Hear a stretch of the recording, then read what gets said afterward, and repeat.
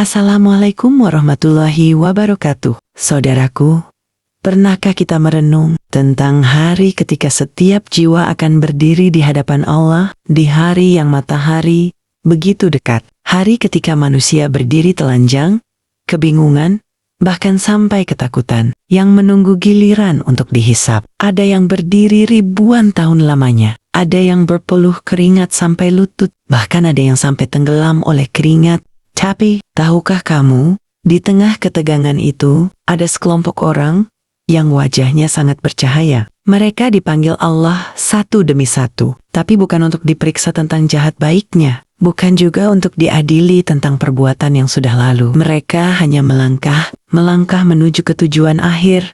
Ya, itu surga, tanpa hisab dan tanpa azab, langsung masuk ke dalam kenikmatan yang abadi. Lalu, siapakah mereka? Inilah kisah yang akan kita bahas, bukan sekadar untuk diketahui, tapi untuk kita dicita-citakan. Malam itu Rasulullah sedang duduk bersama para sahabat. Mereka berbincang sembari tertawa kecil, tapi di wajah Rasulullah tampak sesuatu. Sebuah kabar gembira akan keluar dari mulut beliau. Lalu Rasulullah pun berkata, akan masuk surga dari umatku sebanyak 70.000 orang, tanpa hisab dan tanpa azab. Seketika para sahabat pun terdiam, matanya membesar dan hatinya pun sangat berharap. Cobalah sekarang, bayangkan mereka adalah manusia yang paling ikhlas dan beriman, tapi masih tetap merasa khawatir. Mereka pun bertanya-tanya, siapakah mereka itu ya Rasulullah? Sampai akhirnya Rasulullah pun menjelaskan, mereka adalah orang-orang yang tidak meminta ruqyah, tidak menggunakan tidak bertatayur, dan mereka adalah orang-orang yang bertawakal sepenuhnya kepada Allah. Seketika, dunia para sahabat pun berubah. Karena mereka tahu, ini bukan soal amal yang banyak, tapi tentang tawakal yang dalam. Setelah itu, para sahabat mulai gelisah. Ukasyah bin Mihsan, salah satu sahabat terbaik Rasulullah pun langsung berdiri dan berkata, ya Rasulullah, doakan aku agar termasuk dalam mereka. Lalu Rasulullah pun menjawab, engkau termasuk di antara mereka. Lalu ada lagi yang berdiri, ingin juga seperti Ukasyah. Tapi Rasulullah berkata, Ukasyah telah mendahuluimu. Jadi saudara, dari situ kita belajar, yang cepat mengambil peluang, dialah yang lebih dulu mendapatkannya. Maka, jangan menunda untuk menjadi golongan itu. Sekarang mari kita lihat lebih dalam karakter mereka. Yang pertama adalah tidak meminta ruqyah. Bukan berarti mereka anti ruqyah, tapi mereka ingin langsung berhubungan dengan Allah. Mereka ingin ketika mereka sakit, yang mereka sebut pertama kali adalah nama Allah. Mereka menjaga kebergantungan hati mereka, tidak pada manusia, melainkan pada Rabbul Alamin. Yang kedua, tidak melakukan adalah pengobatan dengan besi panas, menyakitkan.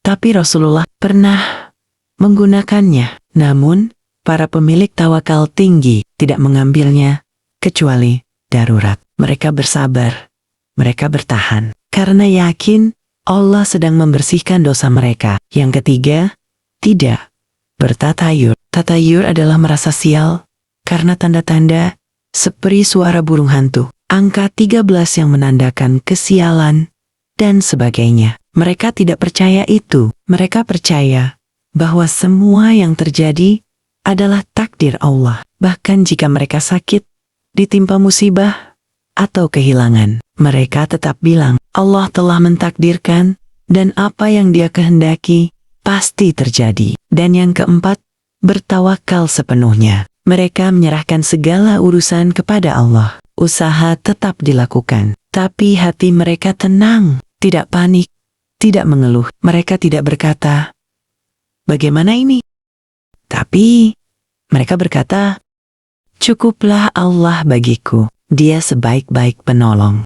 Kita sering berpikir, aku tidak mungkin termasuk mereka. Aku banyak dosa. Tapi jangan lupa, rahmat Allah luas. Karena dalam satu hadis, Rasulullah menyebutkan bahwa setiap satu dari 70.000 itu akan membawa 70.000 orang lagi. Itu berarti 4,9 miliar orang bisa ikut masuk surga tanpa hisab. Bayangkan, jika kamu termasuk 1 dari 70.000 dan kamu membawa keluarga, sahabat, murid, orang tuamu karena kamu menjaga tawakal, atau kamu mungkin tidak termasuk 70.000 utama, tapi kamu ikut bersama mereka karena mencintai mereka, karena Allah Maha Pengasih. Pertanyaannya, apakah kita bisa termasuk? Jawabannya, insya Allah bisa. Asalkan kita membersihkan hati dari ketergantungan pada manusia, belajar yakin bahwa Allah cukup untuk kita, meninggalkan takhayul dan keyakinan yang menyimpang, sabar dalam menghadapi musibah, ikhlas dalam semua ibadah. Mulai dari sekarang, kita bisa melatih diri dalam sakit, ucapkan, "Ya Allah, sembuhkan aku." Engkau saja yang bisa dalam ujian. Katakan, "Ini dari Allah." Dalam kebaikan, jangan pamer. Cukup Allah yang tahu.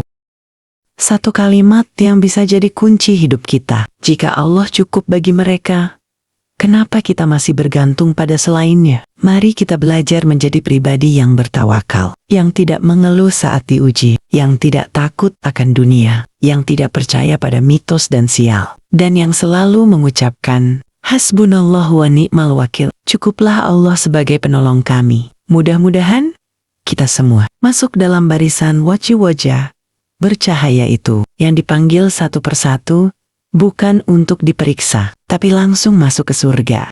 Amin. Ya Robbal Alamin.